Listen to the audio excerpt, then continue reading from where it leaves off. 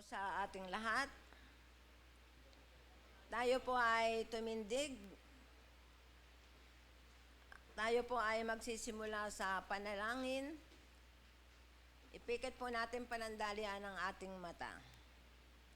Yan. Bago po tayo po manalangin, babasahin ko po muna yung awit 91:14-15. Ang sabi ng Diyos, ililigtas ko ang mga tapat sa akin at iingatan ko ang sinumang taong ako'y kikilalanin. Kapag sila'y tumawag, laging handa ako sa sila'y pakinggan. Aking sasamahan at kung may problema ay sasakluluhan. Aking ililigtas at ang bawat isa ay pararangalan. Sila'y bibigyan ko, gagantimpalaan ng mahabang buhay. At nakakatiyak, tatamuhin nila ang aking kaligtasan. Awit 91:14-15 po yun.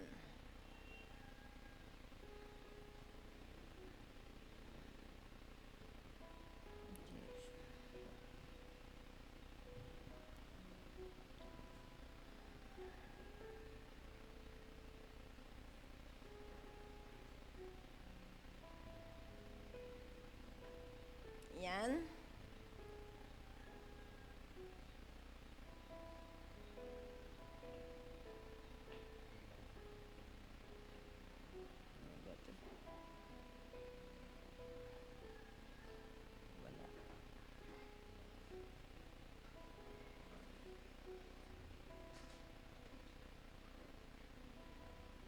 Sige po, damahin po natin ang presensya ng ating Panginoon. Tayo po ay manalangin. Mapagpalang umaga po sa ating lahat. Salamat po sa Panginoon na idinako niya tayo lahat sa lugar na ito upang sana sama-samang makapagbigay ng papuri sa Kanya. Sa ating pagsisimula, tayo po ay personal na lumapit sa ating Panginoon. Nawa ay maging lubos na maihanda ang ating puso, lakas at atensyon na ating pagsamba sa ating Panginoon. Sige po, tayo po ay inaanyayahang personal na dumulog sa panalangin sa ating Panginoon.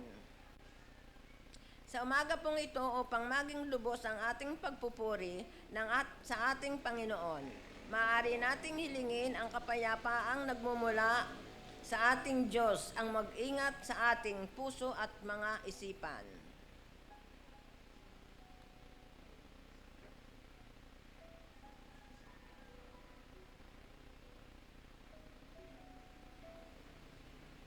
Sa pagpapatuloy po, tayo po ay sumamba sa ating Panginoon sa pamamagitan ng pagbibigay papuri sa ating nag-iisang Diyos. Kilalanin natin ang kadakilaan niya sa ating buhay. Totoong ang ating Diyos na buhay ay kamangha-mangha at tunay na mabuti. Ang Diyos na mapagpala at Diyos na hindi lumilimot sa kanyang mga pangako sa atin.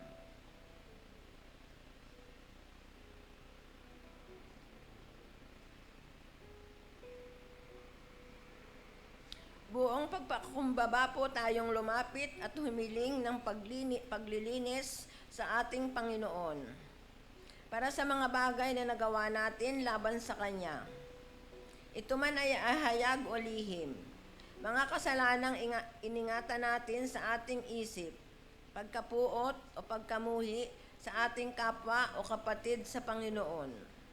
Mga hindi magandang salitang nabitiwan natin sa kanila, lalo't higit sa ating Diyos. O alinmang bagay na ginawa nating hindi nagbigay lugod sa Diyos. Humingi tayo.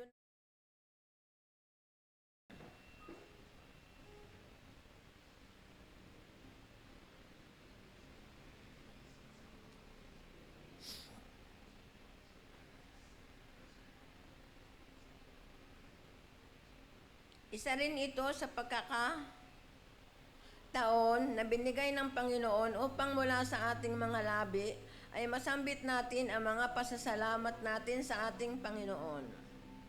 Una, sa ganap at totoong pag-ibig niya sa atin.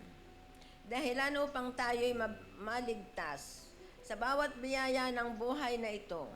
sa ating pamilya, sa ating hanap buhay, sa pag-aaral, maging ang mga paggising natin sa araw na ito. Sa umagang ito, sambitin natin sa Lord ang bawat pasasalamat natin sa Kanya.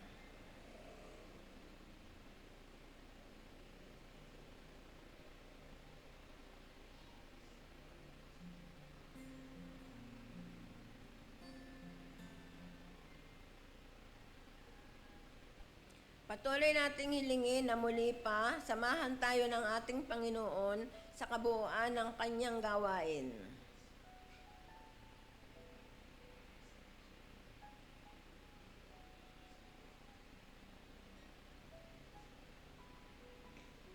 Sa umagang ito, i-bless natin sa ating mga panalangin ang ating mga kapatid na kasama nating dumadalo ngayon. Maging ang mga wala pa, ingatan sila ng Panginoon sa kanilang pagparito.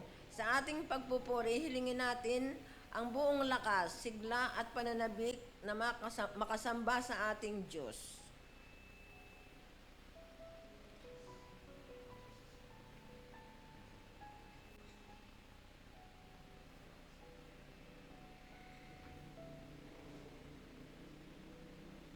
Gayon din po, maging ganap, tapat at lubos nawa ang ating pagpupuri sa ating Panginoon, sa pag-awit, pagsayaw, at pakikinig ng salita ng Diyos. Naging totoo at mula sa puso, nawa ang ating handog na pag-awit at pagpupuri sa ating Panginoon. Ang Diyos ay ating mapapurihan sa paraang nais ng Panginoon.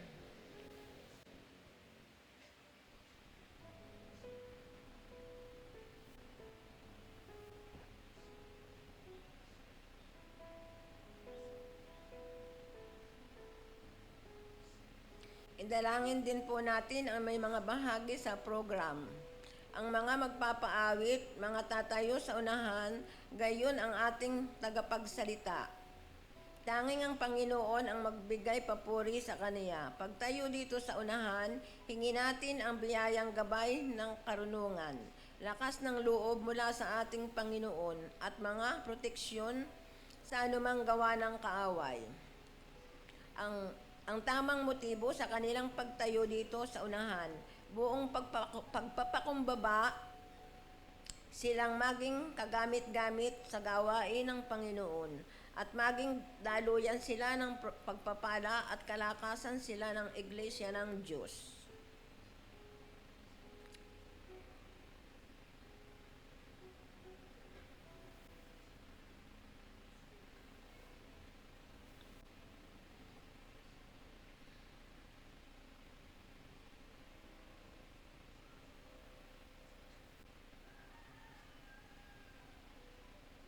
Idalangin din po natin ang malayang pagkilos ng Santong Espiritu sa bawat isa sa kabuuan ng gawain ito.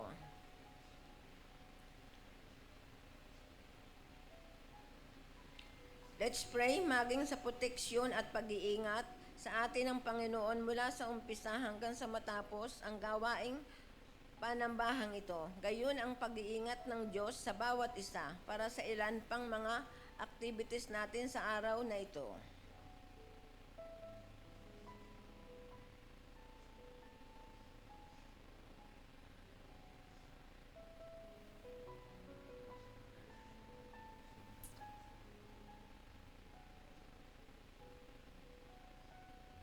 Patuloy po tayong manalangin. Mahal naming Panginoon, kami po ay lumalapit sa iyo ngayong upang hilingin sa pangalan mo ang aming pagsamba. Dalangin namin na puspusin mo kami ng iyong banal na espiritu. Tulungan kaming sumamba sa iyo. Punuin ang aming mga puso ng kagalakan ng iyong pagliligtas at tulungan kaming ipahayag ang mabuting balita ni Hesukristo upang makilala siya.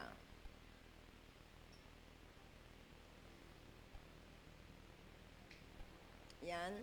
Sabi po sa Pilipas 4:6-7, huwag kayong mabalisa tungkol sa anumang bagay, sa halip.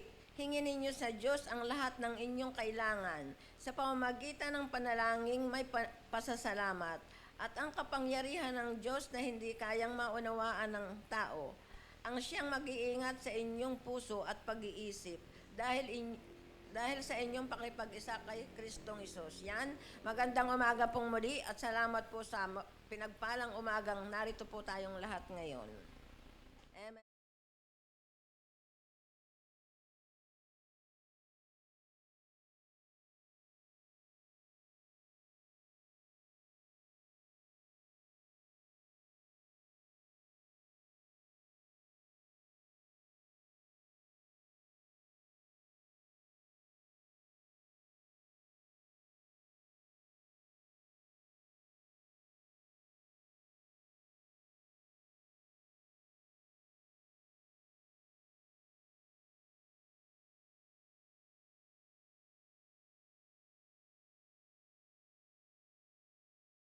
Good morning, everyone!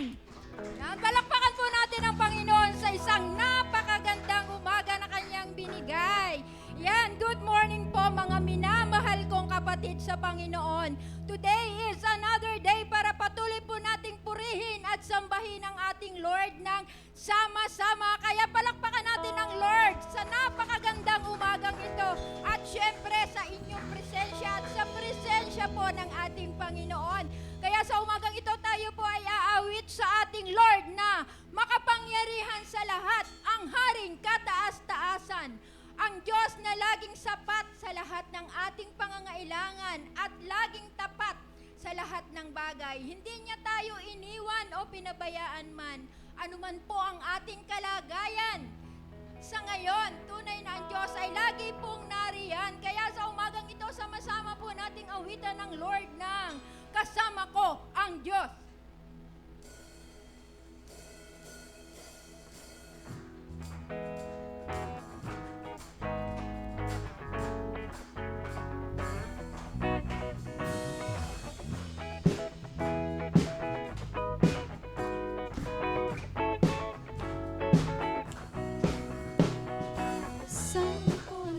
Kasama ko ang Diyos, ako'y di iwan, ipababayaan. Kasama ko ang Diyos, kasama ko ang Diyos, ako'y di iwan, ipababayaan man. Kasama natin ang Diyos.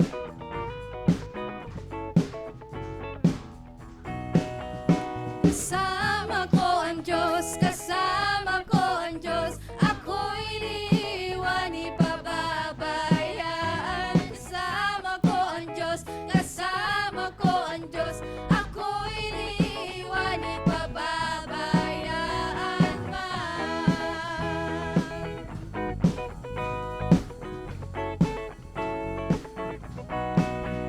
Ang Diyos sa buhay ko'y sapat, di nagkukulang. Kahit kailan, lagi na lang siyang nariyan. Tunay ang Diyos sa buhay ko'y tapat.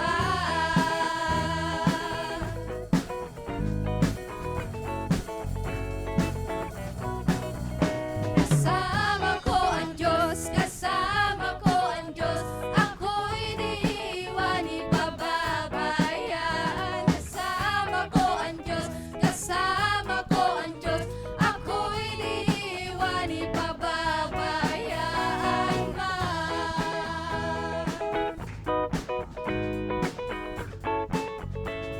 Ang Diyos sa buhay ko'y sapat, di nagkukulang. Kahit kailan, lagi na lang siyang nariyan. Tunay ang Diyos sa buhay ko'y tapat.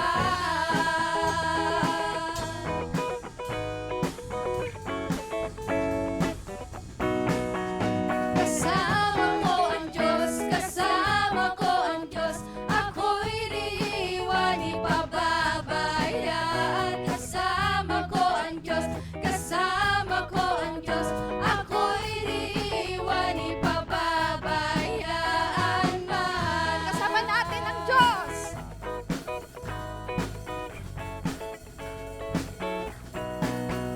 Kasama ko ang Diyos, kasama ko ang Diyos, ako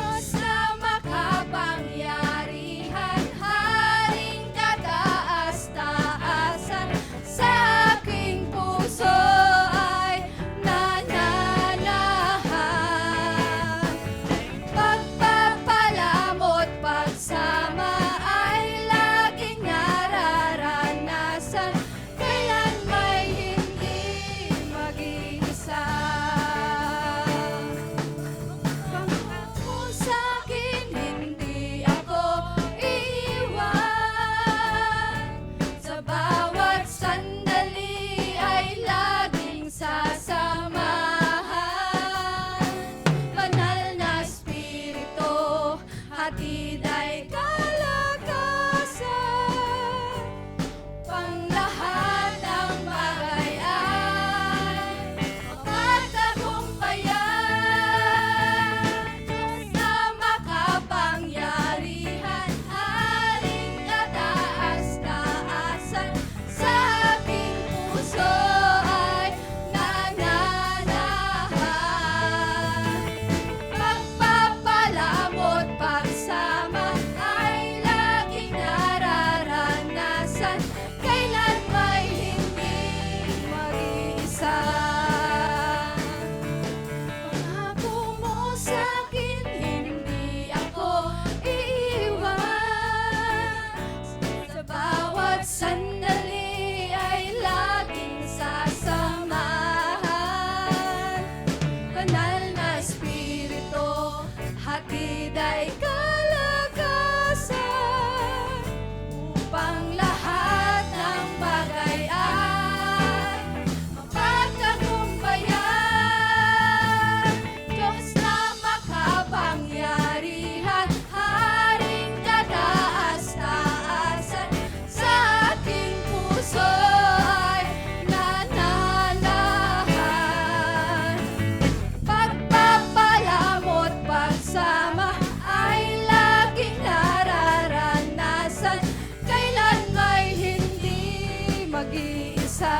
Diyos na makapangyarihan! Diyos na makapangyarihan, Haring kataas-taasan, sa aking puso ay nananahan. Pagpapalamot, pagsama ay laging nararanasan, kailan may hindi, kailan may hindi, kailan may hindi sa Amen. Kailan may di tayo mag-iisa. Amen po ba? Amen. Purihin po ang Panginoon. Pwede na po muna tayong makaupo.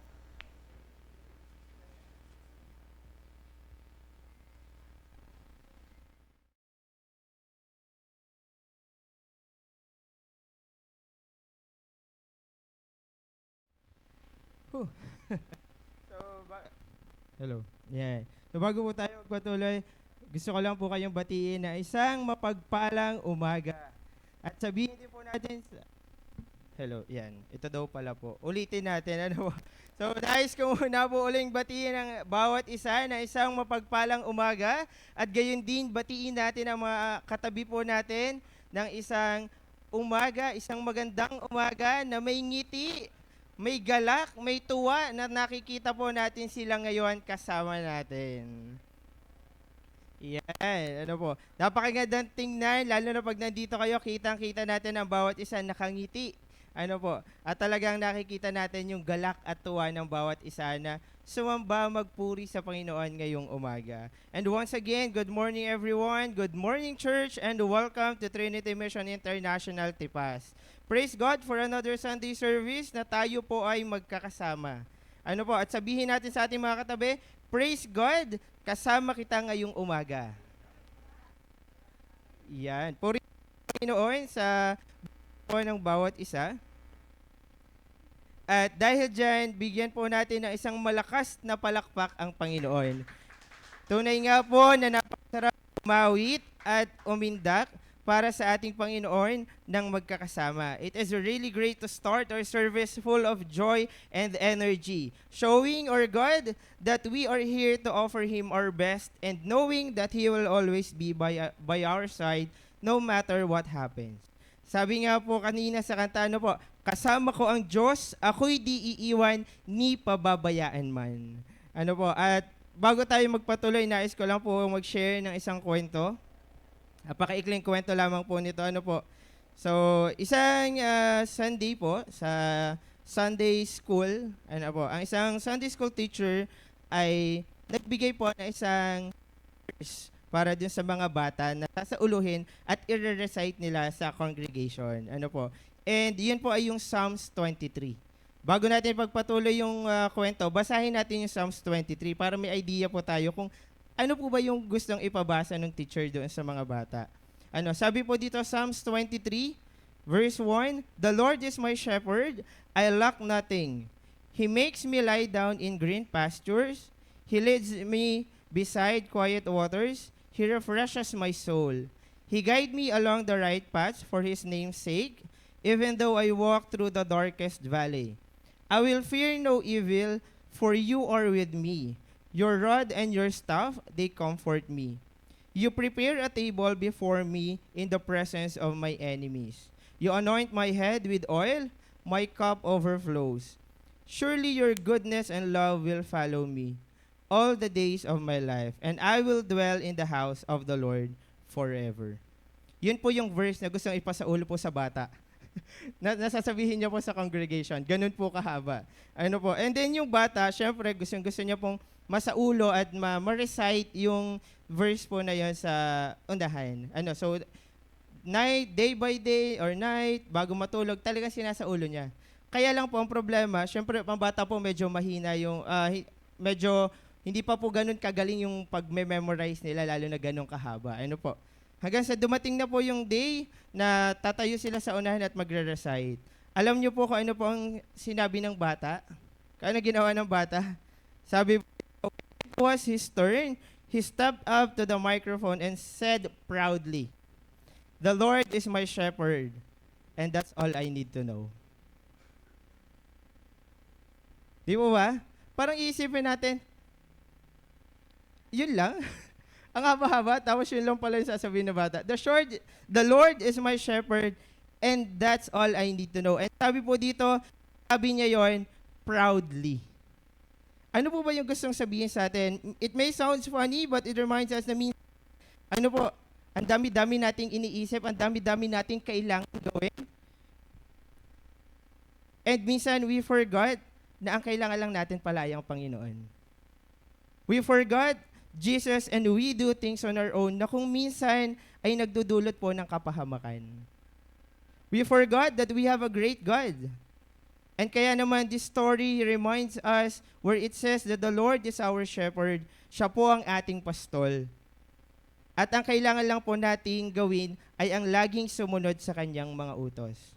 Dahil He will never leave us nor forsake us. Kasama po natin lagi ang Panginoong Jesus, katulad po ng sinabi ng bata, "The Lord is my shepherd, and that's all I need to know." Kaya ngayong umaga po, sana po gayahin natin na yung bata, lagi nating i-remind ang sarili natin, gaano man kadami ang ating isipin, gaano man kadaming ating problema, ang Panginoon lamang po ang ating kailangan. Ang Panginoon lang po ang ating pastol, at siya po ang mag-guide tungo sa plano niya para sa ating buhay. At ngayong umaga, inaanyahan ko po ang bawat isa na muli tayo po ay tumayo. Let's continue sharing how great and amazing ang Panginoon sa ating mga buhay. Patuloy natin siyang awitan ng papuri at ihayag ang kanyang kadakilaan at pag-ibig. Muli po, inaanyahan ko ang bawat isa na umawit. Ang ating puso ay ating...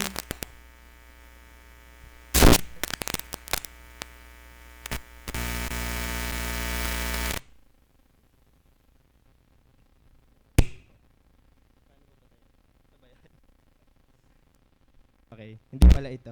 Okay po. So muli, awitan po natin na ating Panginoon at ang ating pong mga puso ay ating ihanda, i-ready po natin para papurihan po ang Panginoon. At muli po, tinatawagan ko ang music team para i-lead tayo sa worship sa Panginoon.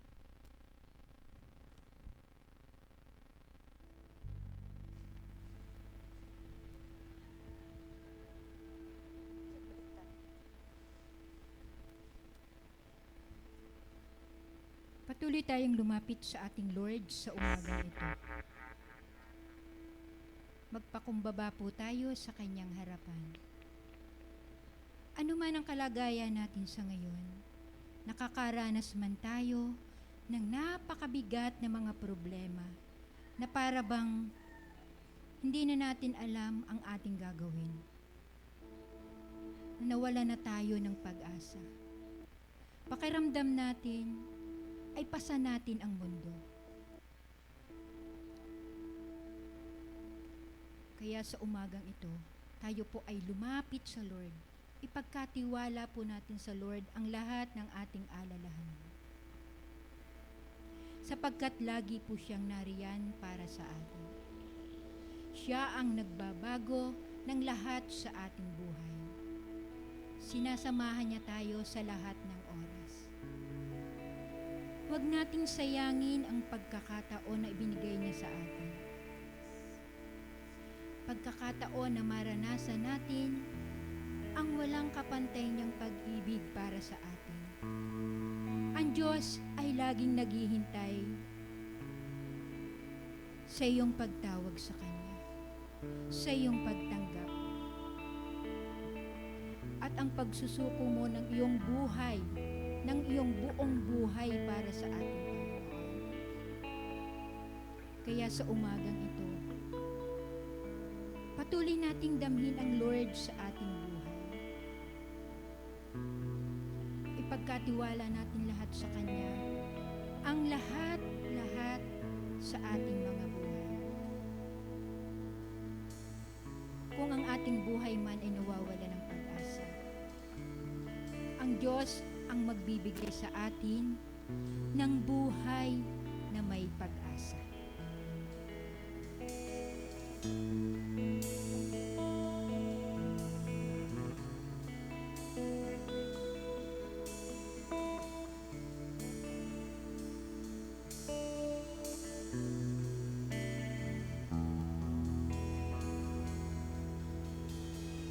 Unang bawat sandali ng iyong buhay, mga panahong nalalabi sa'yo'y wala nang saysay, pagkat di mo malimot-limot ang iyong nakaraan, bumabalik-balik sa isip mo ang iyong kabiguan.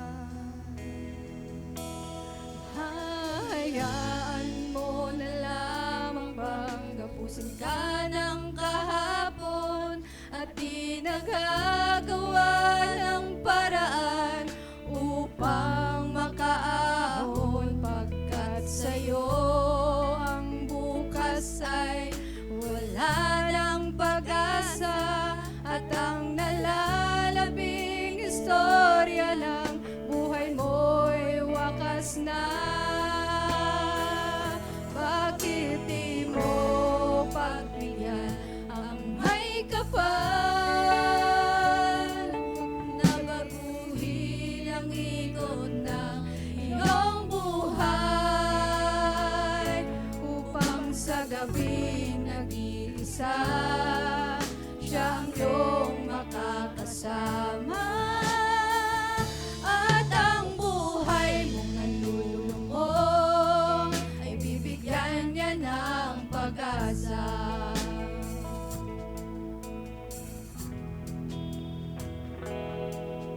Sayangin mo na lamang bang dadaang pagkakataon upang ang buhay mong basahin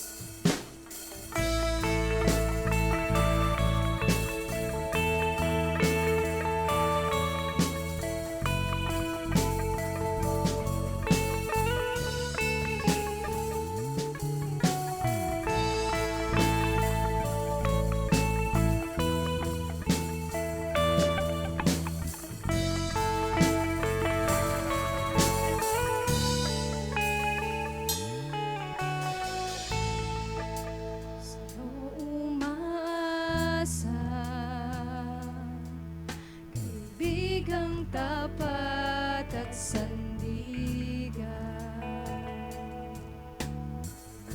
Sa'yo nagmumula kapayapaan, kabutihan. Di kayang sukatin ang pag-ibig mo.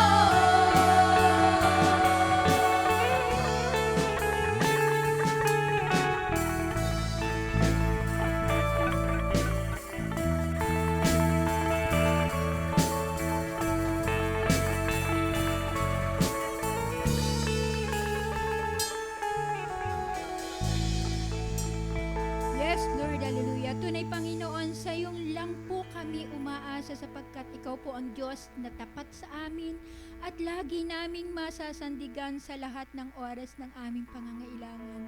Ikaw po ang aming kanlungan, ang aming kapahingahan, ang kapayapaan, at ang nagbibigay sa amin ng labis na kagalakan, Panginoon. Lord, salamat sa pag-ibig mo sa amin na di kayang sukatin, Panginoon. Sapagkat tunay, ito po ang nagsisilbing liwanag at gabay namin sa aming buhay, Panginoon. Lord, salamat sa iyong mga pangako.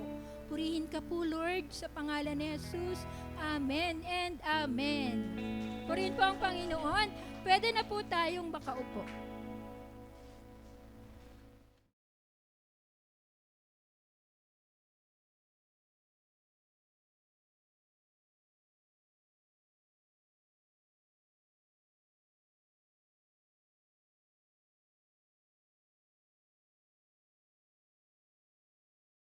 Sa inyo lahat, salamat po sa Panginoon. Ngayon po ay gusto ko lang po ipakilala yung magsasalita po sa atin ngayon. Siya po ay he graduated sa seminary where I graduated as well. So siya ngayon po ay at ang kanyang asawa ay naninirahan po sa sa Canada. At siya po yung nagpapastor po ngayon doon po sa kanina pa namin pinag-usapan. Ang pangalan ay First Filipino Baptist Church of Scarborough. Hindi po Marlborough, Scarborough. So, yun lang yata daw yung country na wala sa mapa, yung Marlborough country. Scarborough po ito. Hindi po Scarborough Shoal. So, Scarborough po sa Canada. Siya po ang pinakabunso sa kanilang magkakapatid. Kapatid ko po. So, welcome po natin si Pastor James Bautista po. Pastor.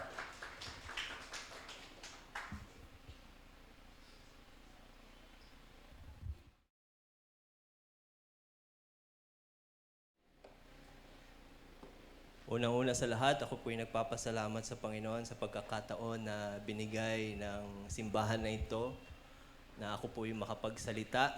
Pastor Joel, in behalf of the leadership, salamat at pinagbigyan po ako ng pagkakataon na makapagsalita sa inyo. And also on behalf of the church, First Filipino Baptist Church in Scarborough, not Marlborough, they would like to extend their greetings to you. Well, in fact, the church has been praying for you to this church na talagang lumago kayo sa pananampalataya. We try our best to support the worker, and also not only in finances, but we try our best to support you in prayers. I hope na makita ninyo ang pagmamahal po ng church namin sa inyo at maparamdam po namin yun. At kaya po talagang napakalaking pribilehiyo kasi inaano ako ng mga members ko, nasan yung link at kailangan daw nila mapanood ang church, yung mga leaders ko. So kailangan ko i-forward po ang link sa kanila at makita nila yung church people. Gustong-gusto nila kayong makita. Ito lang po yung pagkakataon na makita nila kayo. So, please provide me the link so I could forward it to the leaders of the church. At yun po. Purihin ang Panginoon sa pagkakataon na ito. May invite you to open your Bibles in the book of Romans chapter 7, verses 7 to 25. So sasabihin nyo, Pastor, napakahaba yata ng text ninyo. Huwag kayong mag-alala. Mukhang sanay naman po kayo sa mahabang worship. Amen? Kasi baliktad po ang oras ko eh. Kulang po ng isang araw. So kaya medyo mahaba-haba po ito ngayon. Pero gagawin natin mas exciting po ang salita ng Panginoon. Mag-pray muna tayo. Father in heaven, we thank you for the time that we could ponder your word. We thank you because you have given us the privilege to gather in this place where you have appointed us to study and to learn what you have prepared for us today.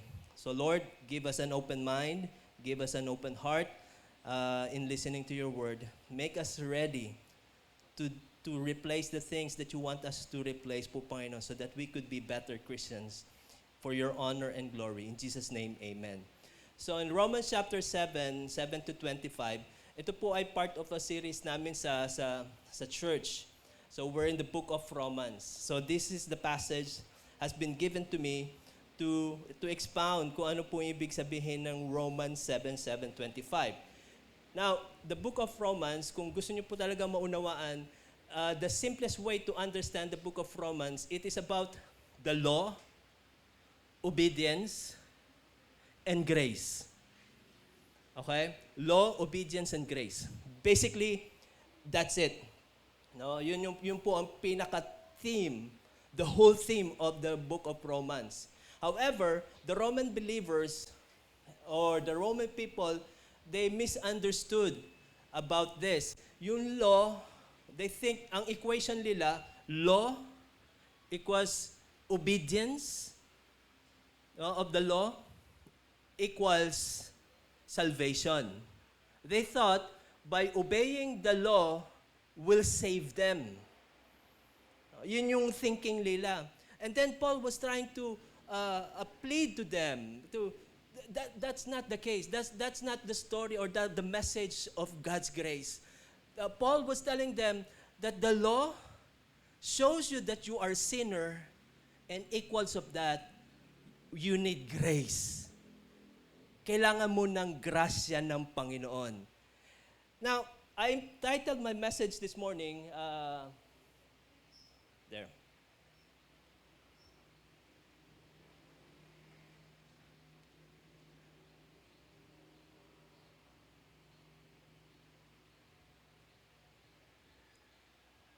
Ayaw? Ayun, there you go. The power struggle.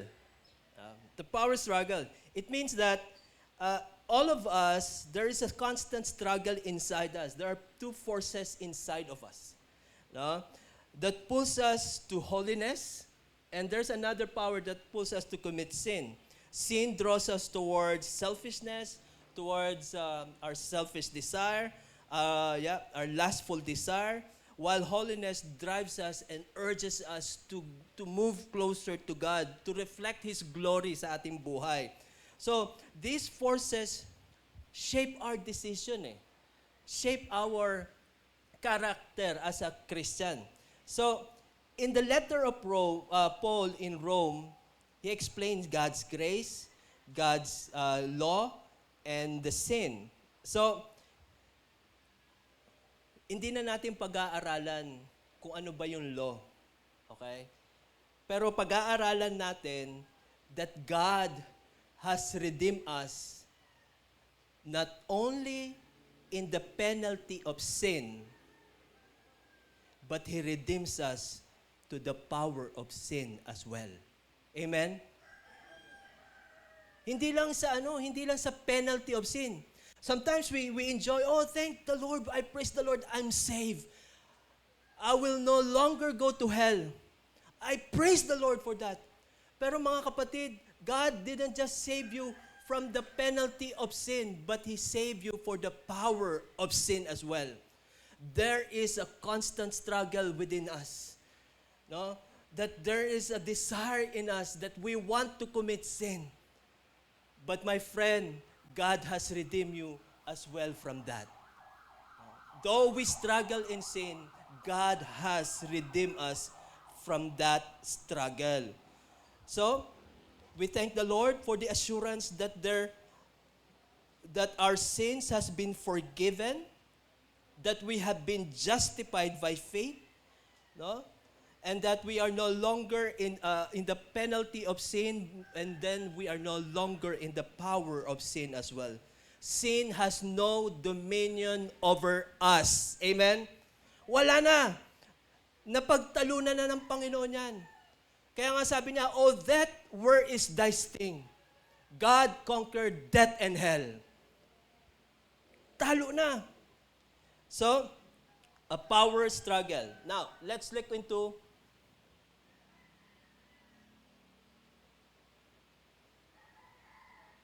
number 1. Now, if you will read the passage, hindi natin nabasa yung passage, no? Wala nagbasa. Sorry. Basahin po natin. Romans 7:7-25.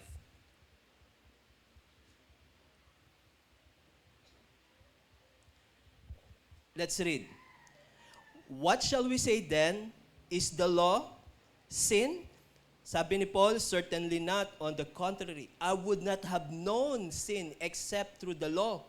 For I would have known covetousness unless the law has sin. You shall not covet. But sin, taking opportunity by the commandment, produced in me all manner of the evil desire. For apart from the law, sin was dead. Okay? I was alive once without the law, but the law commandment came. Sin revived and I died. And the commandment which was to bring to life, I found to bring death. For sin, taking occasion by the commandment, deceived me, and it killed me. Therefore, the law is holy, and the commandment is holy and just and good. Now, if you will notice, dito sa verses that we have read, there's always I. I think Paul used the personal pronoun I 5 times. 5 times. It means that he was just telling his own personal testimony about the law, yung tungkol sa batas. Now, he's explaining that, and sabi niya, I would have not known what sin was if had not been for the law. Sabi niya, kung hindi lang sa batas, hindi ko malalaman ang kasalanan. Hindi ko mauunawaan ang kasalanan. And similarly to many of us, we don't realize that we commit sin already. But the Bible tells us that these certain things that you are doing is sinful. So that is the main purpose of the law, to tell us kung ano po ba yung nangyayari sa atin. Now, ito ang reason ni Paul. Ito yung based on experience, kung ano yung nangyayari kay Paul. Based on his experience, he said that the law made people aware of their sin. Yun ang sinasabi ni Paul. Ito pala ay kasalanan. Ito pala, mali pala ito. Yun yung purpose ng law. That's the purpose of the law. Kaya nga sabi niya, I would have not known what sin was had it been for the law. Sabi nga niya, hindi ko alam ang covetousness. Then all of a sudden, because of the law, I have known that covetousness is sinful. You know, basically, sin is synonymous sa covetousness. Let me give you an example. Si Lucifer, no? Si Lucifer, magandang pangalan yun pero wag niyo ipapangalan sa anak niyo. Okay? Si Lucifer, no? Sabi niya, gusto ko maging katulad niya.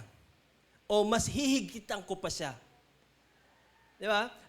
A lot of us would think, si Lucifer, nahulog siya sa pride. Totoo yun.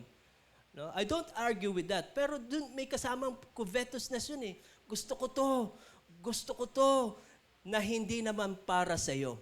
Basically, mga kapatid, ang kasalanan ay covetousness. Yung mga hinihiling-hiling mo, yung mga ginugusto-gusto mo, na hindi naman para sa'yo. Kasalanan. So sabi ni Paul, ganun pala, naunawaan ko. Ganito pala ang kasalanan. And another thing, sabi niya dito,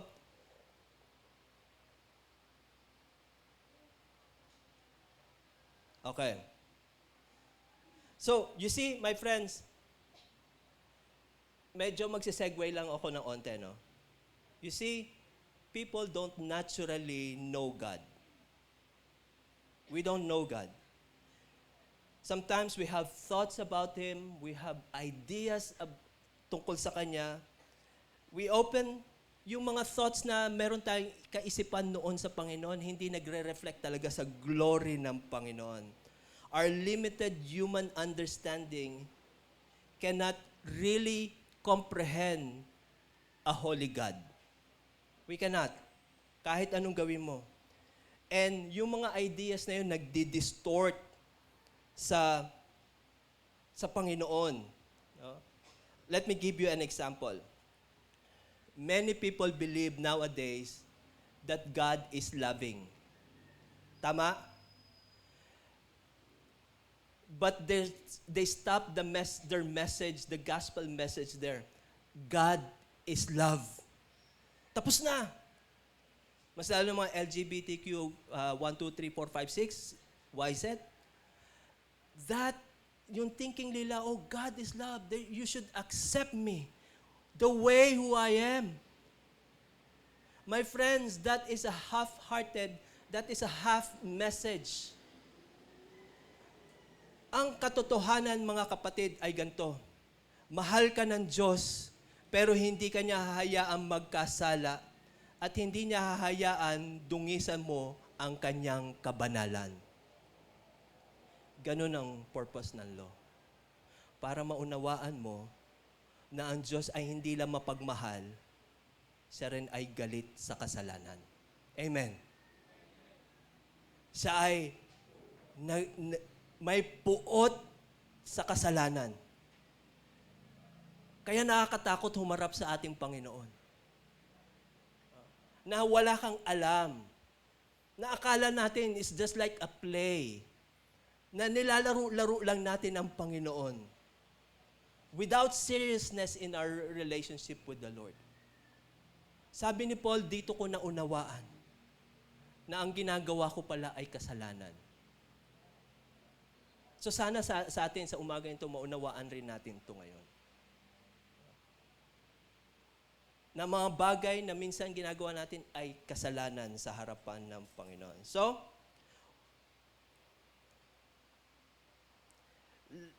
open your Bibles in the book of Galatians. Yan. Chapter 3, 24 to 25. All right, I will read to you. Therefore, the law was our tutor. Yes, lang no. May accent. Tutor. May tutor na tayo. To bring us to Christ, that we might be justified by faith. But after faith has come, as we are no longer under the tutor. So yun ang purpose ng law. Turuan ka sa hindi mo alam. Like for example, Pastor, sino magaling dito sa math? Sino magaling dito sa math? Ako lang? Ako lang? Totoo yun, hindi wala akong kagalingan. Ni isa. Huh? Sino magaling sa math? Ha? Ikaw, turuan mo ko, tutor kita. No? O yun, math teacher. So tamang-tama, kailangan ko ng tulong. Ganun po ang purpose ng law. The purpose of the law is to teach you. No? To teach you who God is. His holiness, His ways, and His styles. Hindi yung parang gusto mo lang kung paano mo siya lalapitan. No? Hindi mo pwedeng gawin yun. Merong certain things that God requires us to do before coming Him or before He lets you to be part of His family. And one thing is that you need to understand that you are sinner. Makasalanan tayo. Okay? Naintindihan po ba? Good. So, merong isang story, I don't know, wala. Si John Stott, isang evangelist. The title of his story, The Good Man and the Legalist. Basahin ko sa inyo. Sabi niya, there is a man who is morally good, and that his good deeds will earn him to favorable judgment to the court. He insists that he can live up to any standard set before him. However, a wise counselor presents him with a complex legal document, an intricate set of laws and regulations that must be followed perfectly. Okay? Then the man said, confidently, because of my goodness, I can do everything that the document required. So he accepted the challenge. He finds the requirement As he reads, he finds the requirements are much more demanding than he anticipated. Each page reveals more about the depth, the breadth of the law as follows. And despite of his best effort, the man continually finds himself failing to meet the standards set by the documents. He fails. No? And he realized that not only does he not measure up, but the standards are so high that he cannot achieve them by his own. And then the counselor explained, that is the purpose of that document. For you to understand that you cannot make it by yourself. That's the purpose of the law. Makita mo ang sarili mo, hindi ko pala kayang lumapit sa Panginoon na nag-iisa. Tama po ba? So, and then as you can see here, the next point, the law is a point where sin provokes people to fall into sin. Ito daw yung personal experience ni Paul about sin. Let me give you the passage. On verse 8, let's read. But sin, seizing the opportunity, nakukuha niya yung pagkakataon. Di ba? Afforded by the commandment, produced in every kind of coveting. For apart from the law, sin was dead. Once I was alive, so hindi ko na babasahin, I read that, yun lang yung specific verse. But sin seizing the opportunity. And verse 11, nakita mo, for sin seizing the opportunity. Pinaulit-ulit niya. So, my friend, the real purpose of the law for a person is to live rightly before God. Yun po yung purpose ng law. Yun yung main purpose. But knowing the commandments can be a point to provoke us to make sin. How can this be? Ang batas pala, it can provoke you or push you to commit sin. Let me define this, and let me use John MacArthur, how he defined this. John MacArthur. Ang sabi ni John MacArthur, the law, while meant to guide us, can also provoke sinful desire by highlighting our failures and shortcomings. That sin takes the opportunity presented by the commandment to produce all kinds of covetous desire within us. Essentially, the law reveals our sinful nature, making us aware of our inability to fully obey it. This awareness can sometimes lead to rebellious reaction, where the knowledge of what is forbidden make us more inclined to desire it. Di ba? How can this be? If the purpose of the law is to see God, but it provokes us to sin. Let me give you an example. Now, in Canada, usong-uso po sa amin yung nagka-camping. Maraming mga parks doon, mga national parks, magte-tent kami doon, night or 2 nights. Magka-camp kami doon. So, mga Canadians, they love camping talaga. Lumalabas po sila talaga. Nagka-camping sila. So, one time, sabihin na natin lahat tayo nagka-camping, yearly, you have a favorite spot. No? Yun yung dinadaanan mo, yun yung pinupuntahan mo na yearly. Kasi paborito mo nga eh. So, one time, as you went to your place, nakita mo there's a big fence. And then nakalagay doon, no trespassing. And you try to analyze and understand and you compute the distance. If you go around sa place na yon, it will take you another 2 hours to get into your place. 2 hours, another 2 hours. But sinasabi ng fence, ng sign doon, no trespassing. nandun na, pero natetempt ka eh. And you somehow, nag-cross ka pa rin kahit sinabi mo, no trespassing. It provokes us to commit sin. Let me give you another example. Sa expressway, sino na nakapag-drive? Taas. Okay. Sino lahat dito guilty sa sumusobra sa speed limit na 100? Taas.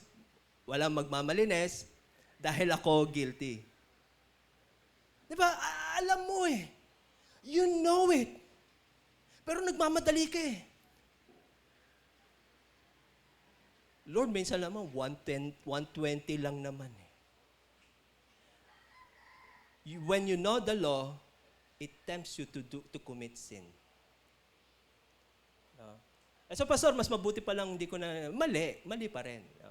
Dapat, pag alam mo, huwag mong gagawin. Diba? Pero lahat tayo guilty. Yun nga yun eh. Yun yung pinapakita ng law. Lahat tayo nagkakamali. Ika nga natin eh, tao lang. Diba? Which is mali. Okay. So now, this shows us how rules can sometimes make us more aware of what we're not supposed to do, even if we didn't think about it before. So sin, the law, provokes us to commit sin. Okay? The law of God, sabi ni John Owen sa kanyang book sa Mortification of Sin, the law of God does not give strength to the soul to overcome sin, nor to fulfill righteousness. It makes sins abound and make it known that the more you discovered in us, parang, parang, ang dami ko palang kasalanan. Doon mo na-realize. Another one. Yan. The law shows us what's wrong, but instead of helping us to overcome sin, it actually makes us more aware and are more prone to commit sin. So, yun another personal testimony ni Paul. So, ganito pala ang kasalanan. It provokes us to commit sin. And another thing. Sorry. Next one. The law pictures God. Verse 12. Basahin natin. So then the law is holy, and the commandment is holy, righteous, and good. Did what is good, then become death to me? By no means. Nevertheless, in order that sin might be reconciled as sin, it used what is good to bring about my death, so that through the commandments, sin might become utterly sinful. So, in this passage, Paul tells us basically the law is good. Amen? The law is good. Yan lang ang sinasabi ni Paul. But, kung babasahin mo, we will raise the question, how can this be good when it brings death? Yan ang sabi sa Bible, di ba? How can a law be good when it brings death to me? Di ba? Alam ko, Paul understand there was a misunderstanding regarding the consequences of the law.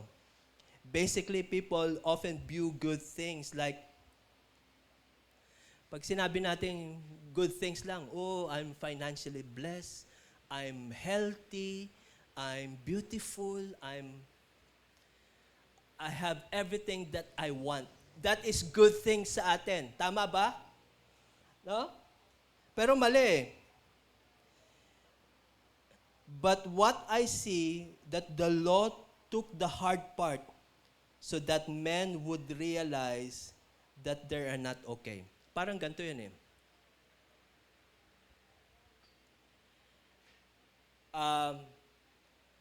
Kung tao yung law, i-figure nyo lang sa isipan nyo, no?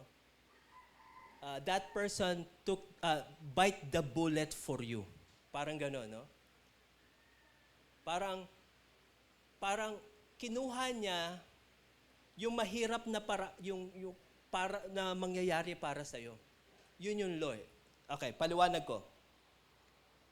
Let me give you an example. When we sin, there are people who loves you and there are people who just okay lang. Now, my suggestion, love those people when who tell you frankly and honestly, Brad, I think nagkamali ka. Most of the time, galit na galit tayo sa taong ganun, di ba? Yung parang, hindi naman tama yung ginagawa mo, ah. Di ba? Pag pinagsasabihan ka, kasalanan yan, eh. Minsan, galit na galit tayo sa mga nagsasabi nun, eh. But my suggestion sa inyo, I hope you will take this suggestion, love that person. You know why? Because ayaw niyang manatili ka sa kasalanan. Tama? Tama. Who would you love? A person who doesn't care? Bahala ka. Mamatay ka sa kasalanan mo. Or a person who cares for you. Brad, mali yan eh. Same thing with the law. The law took the bullet for us para ma-realize mo, mali ka. May nagsasabi sa'yo. Na parang, oh, yun na yun. Kasalanan yun. Huh? And most of the time, nagagalit tayo pag pinagsasabihan tayo. Tama? So, ganun ang batas. No? Pinagsasabihan tayo, naaasar tayo. So, love those people who will say frankly and honestly because they are the one who care for your life and doesn't want you to waste your life in sinful things. Now, pero ang question pa rin, paano naging mabuti ang batas? No? Paano pa rin naging mabuti ang batas? Okay? So, we recognize that the law may bring death. Let us also consider who made the law. Okay? Anong sabi ni Paul? Anong sabi niya dyan? The law is... Pakibasa yung Bible nyo. The law is, verse 12.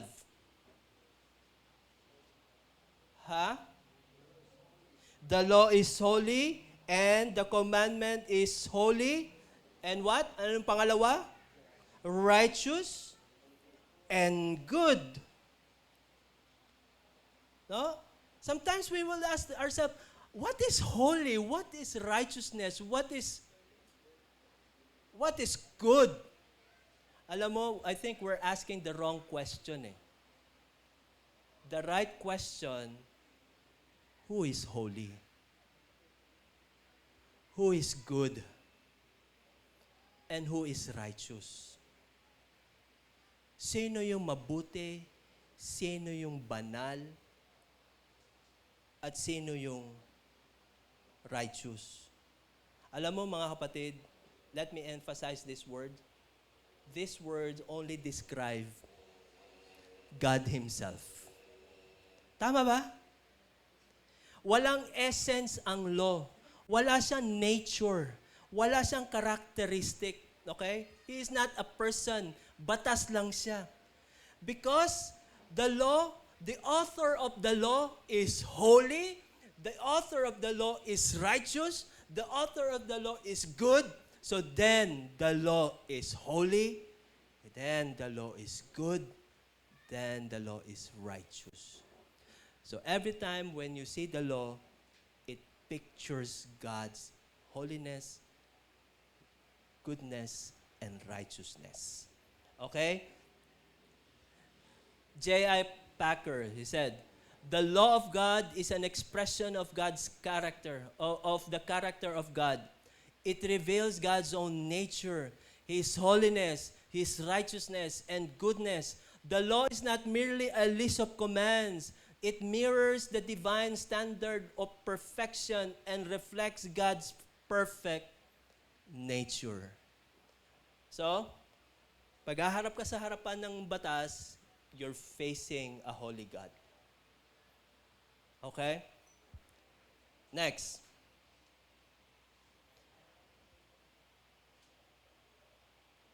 A person struggling with sin. Point number 2. Verses 14 to 20. Just read it by yourself na lang. So, on this passage, Paul describes the internal conflict experienced by a person. Meron conflict within us. Kaya nga ang title natin, Power Struggle. There's a power struggle within us. Okay? Despite of the sincere desire to follow God's commandment, kahit na yung gustong-gusto mo nang talagang sumunod sa Panginoon, pero merong struggle within us. Each individual, lahat po tayo, meron pong struggle na nangyayari sa atin within us. Should we love or should we hate? Should we serve? Should we not? We struggle. Meron tayong struggle within us. So, ang question, why is this happening to believers? So, I think meron ako. Yan. Let's look on the spiritual side of the law. When Paul said the law is spiritual, yan ang sabi niya dyan sa verse 14, no? We know that the law is what? Ano sabi niya sa verse 14? Sabay-sabay po tayo. We know that the law is... Hello? Sabay-sabay po tayo.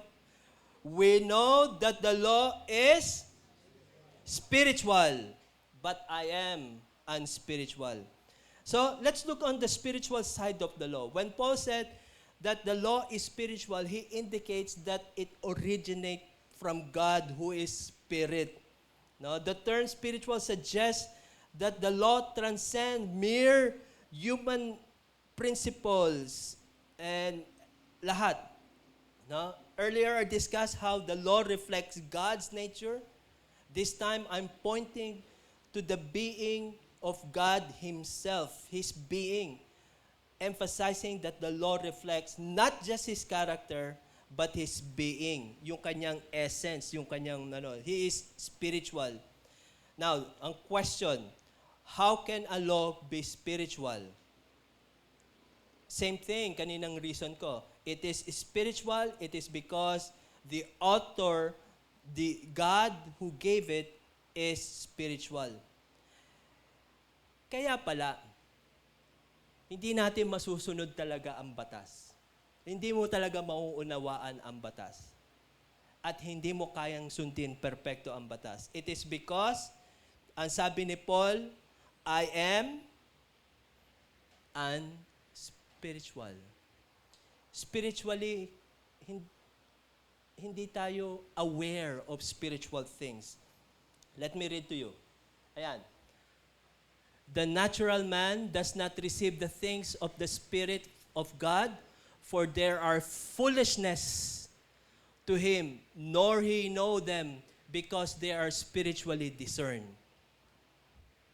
Wala tayong capacity na gumawa na spiritual things because lahat ng bagay na spiritual, foolishness sa atin. First time. Sinong first time pong umattend sa church na to?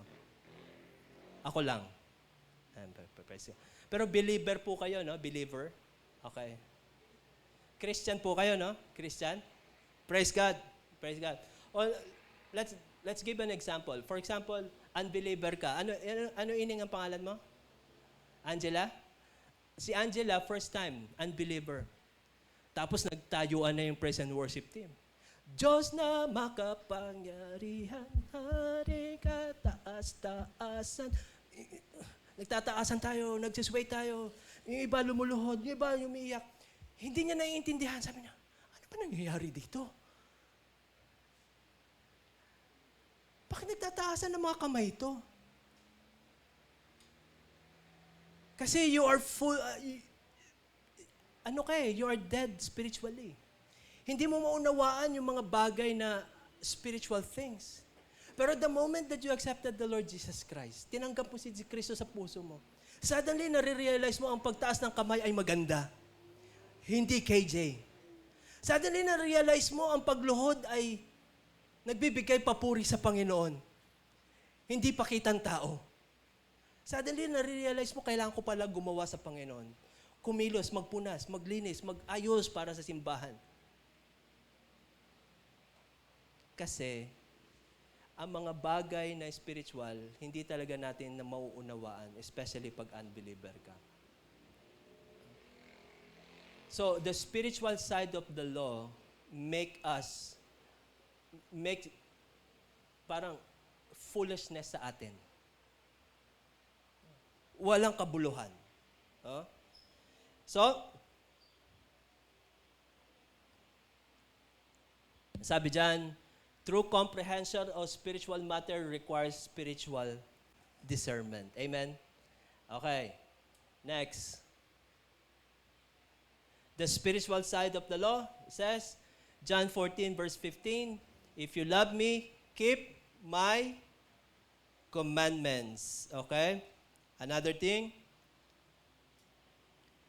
when we are spiritually enlightened, our love for God naturally leads us to follow His commands. Okay? Ulitin natin ha. Basahin kaya natin. Nababasa niyo po ba? Okay, basahin natin.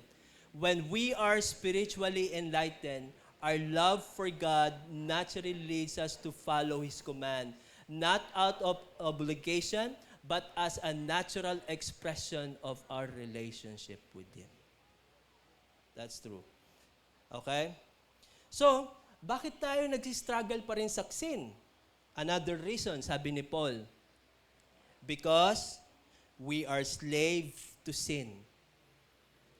We are sold to sin. Alam mo po ba, mga kapatid, it means when we are sold to sin, it means that we are helpless, you have no freedom, you have no right, even the master can take away your life, your own life. Wala kang desisyon sa buhay mo. You are sold to sin. So, kaya ang kasalanan ang kumikilos sa atin, siya kasi ang master natin. Okay? Now, sabihin natin, kung technically, Pastor, yung history nila noon, there are people nagkakaroon ng freedom. Totoo. There are ways for you to be freed. There are one way for you to be freed. It's by death. Kasi ayaw ng master mawalan sila ng slave. Tama ba? Ayaw nila eh. Okay? So, when a master came to know that his slave wants to be free, ang gagawin nila, they will flog them, beat them, even to death. Now, can you imagine bakit Jesus Christ has to die for our sin? Because that's the only way for you to be freed from your sin. You get the point?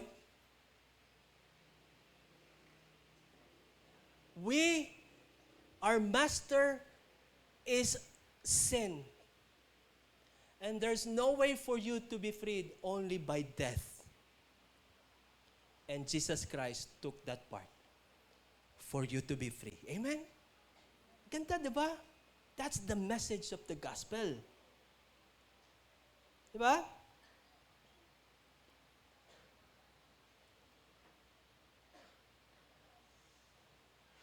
So that's the meaning. Simply means we cannot break free from sins controlled by our own selves.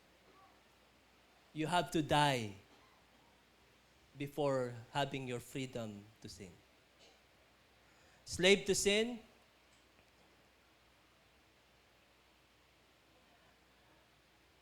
the Bible says in Galatians chapter 5, ready? Read. Stand fast, therefore, in the liberty by which Christ has made us free, and do not be entangled again with the yoke of bondage. My friends, you are being freed by Jesus Christ. Amen? We're free. Jesus Christ took the hard part. He died on the cross for your sin. and do not be entangled there anymore. Live as free men. Mamuhay tayo na may kalayaan sa kasalanan.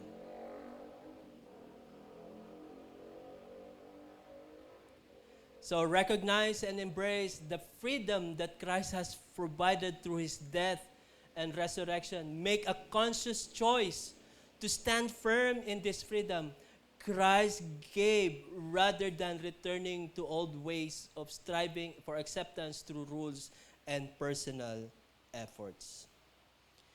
And then, John Piper said, "The reason Jesus died was to redeem a people who would be His own possession, who would display His glory in their lives.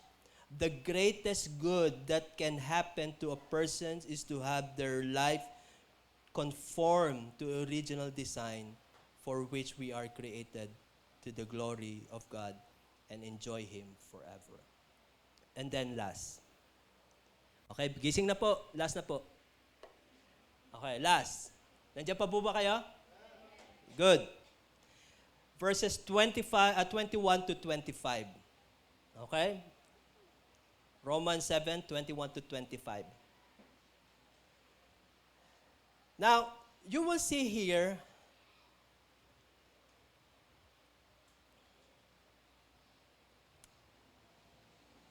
you know, alam mo sa totoo lang, mga kapatid, ako personally, sasabihin ko sa inyo ng totoo, I want to please God. Sa totoo lang, I really want to please God. No? But the passage tells us that evil is right beside us. No? Ang preposition na ginamit niya is with. Kasama mo parate. Diba? It suggests that evil is not just an external influence, but something that is intimately present and constantly with you. Nakuha nyo? Ang kasalanan parating gano'n. Kasama mo parate. May struggle ka. Evil and sinful desire are always there, even though deep down in your heart, you want or I want to do good. But in my innermost being, kasalanan pa rin. I want to do right thing, pero sin is so close and waiting for that moment that you are vulnerable. And then when He saw that opportunity, He will take it and snatch it, and then you will see yourself sinning and committing sin again and again and again. That's how Christian life is so difficult, make it so difficult for us. Yun yung hirap eh. Yun yung struggle natin. Yan ang sinasabi ni Paul sa verse 21 to 25. No? But this should not confuse us or make us powerless. Parang, alam na natin, ganun na tayo. But instead, my friends, I hope that you will understand, though sin is persistent, God is powerful. Though sin is persistent, God is powerful. Many Christians fail to maintain a life that glorifies Him because they do not keep a constant awareness that ever-present sinful desire. Without awareness, my friends, it creates lapses sa ating buhay. Minsan parang kasing bulagsak lang tayo sa ating Christian life.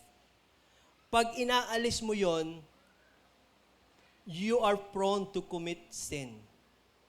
How many of you have fallen to the same sin that you wish that you don't want to do? Diba? Yung kasalanan na yung paulit-ulit. How many of us? Because we let our guard down. So may I encourage you, please have a constant awareness of these things. No? Constant awareness of these things. Now, going on verse 24. Ano sabi ni Paul? Anong sabi ni Paul? How wretched I am. Ako'y makasalanan.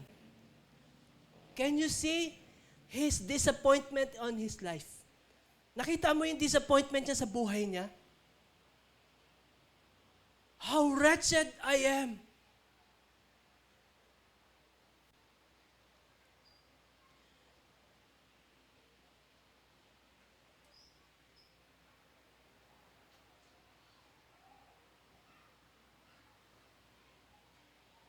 Alam mo, in order for you to overcome your sin is this.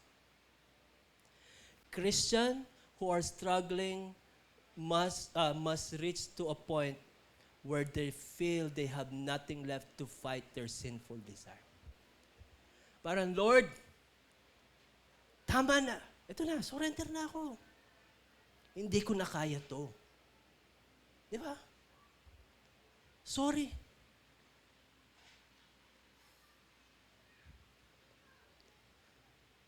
Lahat tayo makasalanan. Di ba?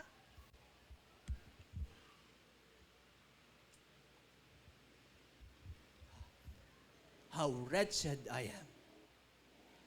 You must come to a point na disappointed ka na sa kasalanan mo.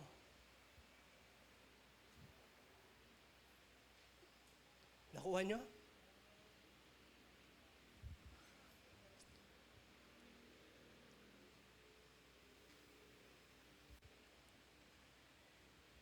Paint tissue.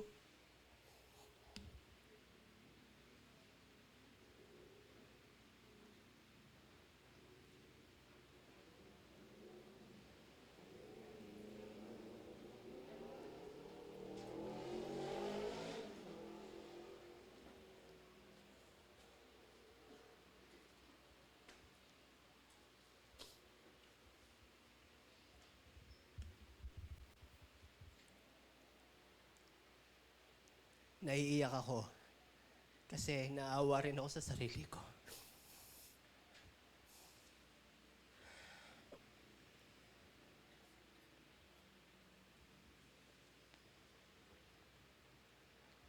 How wretched I am.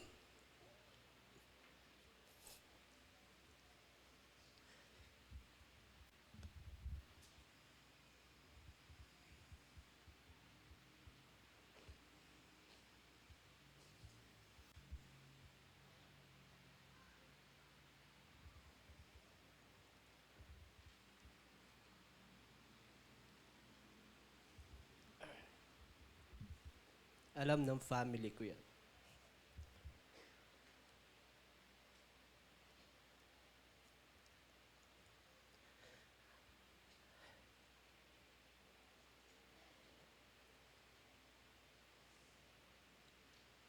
I hope you will come a point that you are sick and tired for your sin. Yun lang. Diba?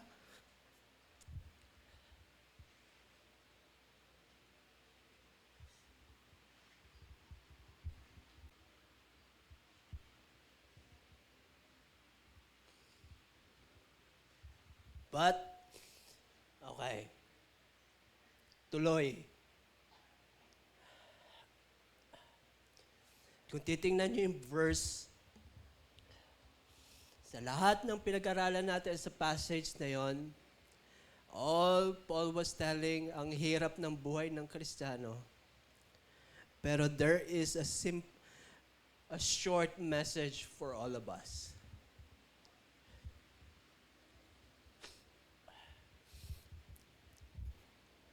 Sabi niya, who will save me? From verse 25. Short message, but sweet. Ano sabi niya? Thanks be to God who delivers me through Jesus Christ. My friends, that is enough. A short message is enough for us to overcome our sinful desire. Amen?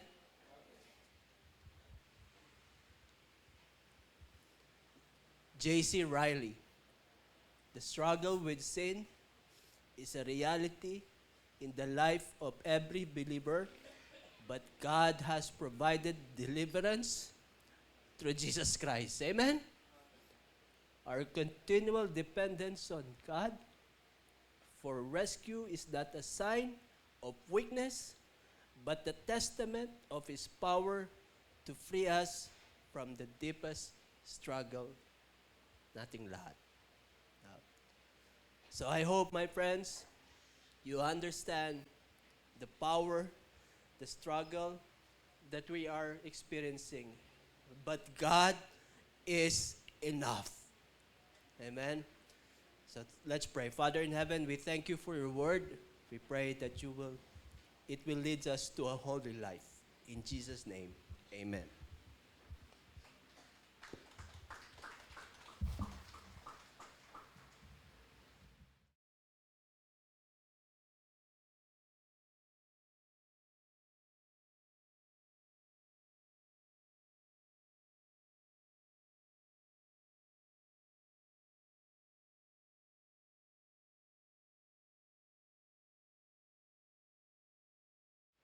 Hello.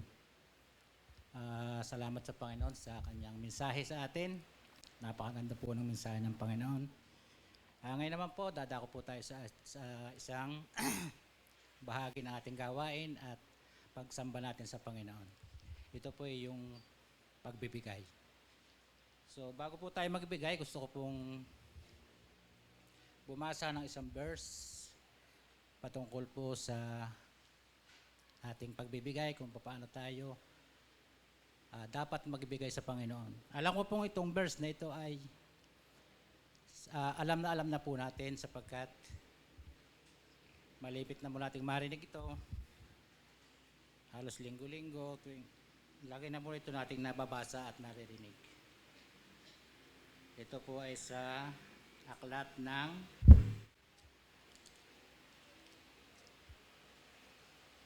Malakias. Babasahin ko po. Sabi po dito, ibigay ninyong buong buo ang inyong mga ikapo upang matugunan ang pangangailangan sa aking templo.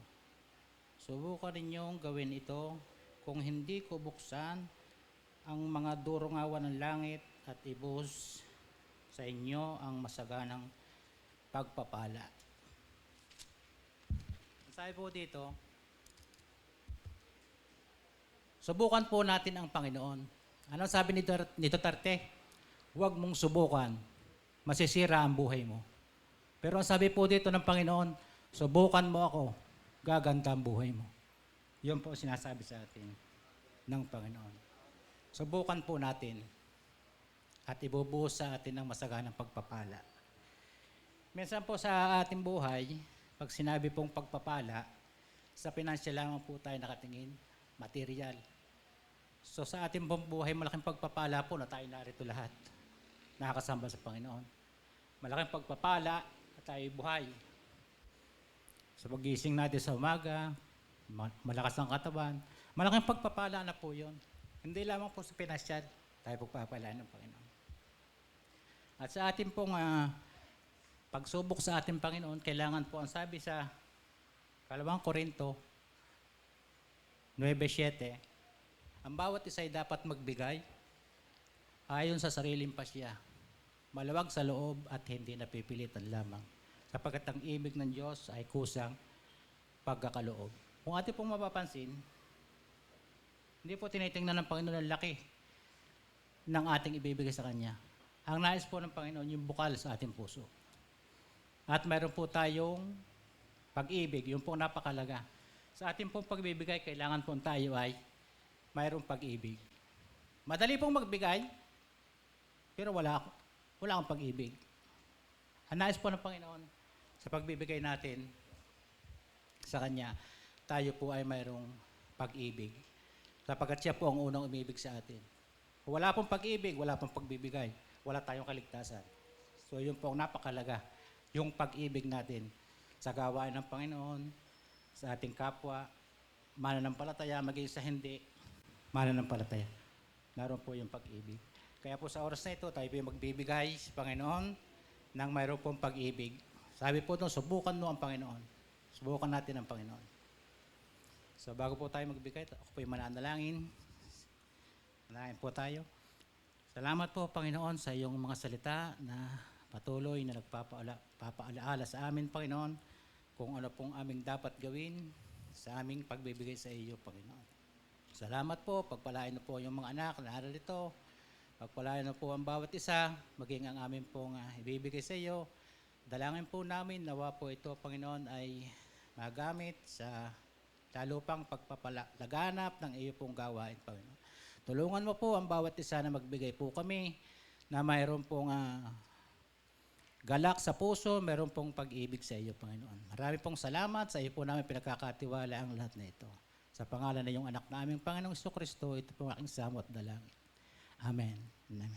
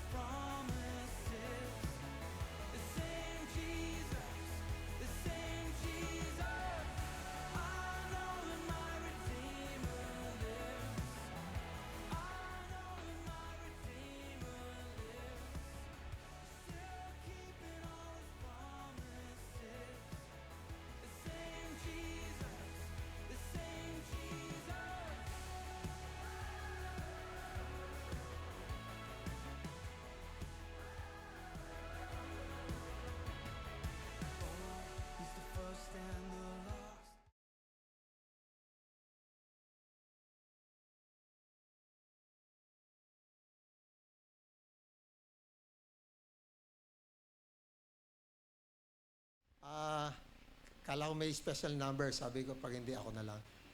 Joke lang. Okay, bago tayo magwakas, yung question na for discussion po ngayon, una-una, how do we deal with our struggle with sin? Ano po yung ginagawa natin para mapagtagumpayan natin yung mga kasalanan na talagang, kumbaga, gusto natin talagang mapagtagumpayan. Pangalawa, how do you help other people with their struggle in sin? Paano ka naman nakakatulong sa ibang mga tao para sila naman ay mapagtagumpayan nila yung kasalanan na gusto nilang malampasan? Okay, so dalawang tanong lang po yan siya. Tayo po ito may lahat. Let's close in prayer. Magwawakas po tayo sa panalangin. And after this, yung ating announcement. Tayo po mag-pray. Lord, we thank you for your word. Salamat, Panginoon, na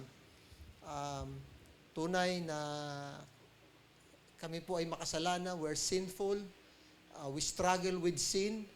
Pero Lord, salamat Panginoon, we have the Holy Spirit who is helping us to overcome this struggle, O God. Panginoon, sa umagang ito, nagpapasalamat po kami na kanina nga yung kinanta, hindi nyo kami iwan, hindi nyo kami pababayaan, Panginoon. Sa lahat na aming kinakaharap, Panginoon Diyos, ano man ito, Panginoon Diyos, ikaw ay nasa amin, Panginoon.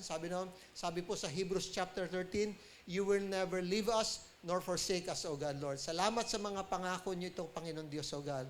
Lord, sa umagang ito, igawad po ninyo ang kapayapaan, maging Panginoon ang provisyon doon sa mga taong nagigipit, mga nangangailangan, Panginoon. Maging Panginoon, we pray for healing doon sa mga kapatiran po namin, lalo na po na may karamdaman, Panginoon Diyos. Salamat, Lord, si Yuri nakalabas na, Panginoon. We pray for Kuya Jerry, Panginoon Diyos, O God, si Nanay Mila, yung pagkakagat ng aso, Panginoon, at yung iba pa, Panginoon, siguro hindi ko nabanggit o hindi ko alam na may karamdaman.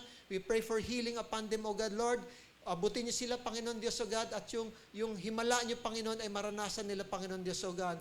Pagpalain niyo po ang gawa ng aming mga kamay, mga empleyado, mga nagnenegosyo, Panginoon. I-bless niyo po, Panginoon Diyos, O God, upang, Panginoon, magamit ito, hindi lang, Panginoon, para sa sarili, kundi para sa inyong kaluwalhatian, O God. Ito po aming dalangin sa pangalan ng Ama, ng Anak, at ng Santong Espiritu. Magsabi po tayo ng Amen. Amen. Palapan po natin ang Panginoon. Upo muna tayo para po sa ilang mga pagbabalita. And palakpakan naman po natin ang Panginoon. Isang malakas na palakpak sa Panginoon para po sa mensahe ngayong araw. Ano po, talagang we are blessed to be free from sin. We are blessed that the Lord God takes the hardest part for us, not just to be redeemed by the penalty of sin, but to the power of sin as well. Ano po, and ngayong umaga po, nais lang po nating i-welcome ang ating mga bisita. Ano po, meron po tayong mga first time po natin, kasama po natin si Tita Emma and Tito Manuel. Okay po, so sila po ay tiyahin po namin dito sa may father side po namin. Sila po ay from Zamboanga. Ano po, galing pa po ng Zamboanga. Ano po. So praise God po at dalangin po namin ay patuloy pong pagpapala po sa inyo ng Panginoon. At ngayon po ay dadako naman tayo sa mga kapatid natin po na magdiriwang or nagdiriwang ng kaarawan nila ngayong daraang linggong ito. Ano po? Yan. August 11. Tama po ba? Ito ay ngayon. August 11. Pakitama po kung tama ang bigkas ka, no? Chan Ling To. Tama po? Okay. So, happy birthday ngayon. Birthday niya, August 11. Nandito. Yan, ayun po. So, happy birthday. Ganon din po, August 13 ay magdiriwang naman po ng kaarawan si Wensord Pasinay. At August 14 ay si James Rupert Pasinay. So, happy birthday po. Si Angela August 13. Aba, ay sunod-sunod din po. Sunod-sunod po ang ating celebration ng birthday ngayon. Happy birthday po sa inyong lahat. And we pray na patuloy po kayong pagpalain ng Panginoon. At ngayon naman po ay para po sa ating mga regular prayer meetings po na ginaganap na dito sa church at sa iba pa pong lugar. Every Tuesday po, meron po tayong prayer meeting dito po sa church. 4:30 p.m. Ito po ay physical gathering. At ganun din po every Wednesday dito naman po sa may St. Vincent Phase 2. Paglampas po ng Bantilan. Wednesday 4:30 p.m. din po yon. And also, pag Thursday po, dito naman po sa may Sitio Calabasahan, 4:30 p.m. din po iyon. So, if we are free, in-encourage po namin ng bawat isa na pumunta, umattend po at makisama po sa pananalangin. Every Friday naman po, meron tayong online prayer fellowship. Ito po ay ginaganap via messenger group. So, if we are free, 7 p.m. po ng Friday, pwede po tayo mag-ask sa ating mga D-group leaders ng credentials po para sa ating para sa ating online prayer fellowship. At yan, patuloy pa rin po every Saturday ang ating TMI Youth Service, ang Ignite. Nakakailan linggo na, ilang buwan na. And praise God, palakpakan po natin ng Panginoon sa patuloy po na pagsasustain ng gawain ito. Ito po ay every Saturday, 3 p.m. Dito naman po yan ginaganap sa sa church po. Meron ba ba? I think wala na. Once again, to God be the highest glory and salamat po. See you next week. Dito lang po sa TMI Tipas. At mari na po tayong pumunta sa ating mga small group. At ang atin pong server and mga dishwasher po natin ay ang young people, boys. Kung hindi po ako nagkakamali. Young people, boys na po tayo. So maraming salamat po. Pwede na po tayong pumunta sa ating small group. And ang atin pong question na pag-uusapan. Okay, how do we deal with our struggles in sin? Ano po? And how do we help other people? Sige po, pari na po tayong pumunta sa ating small group.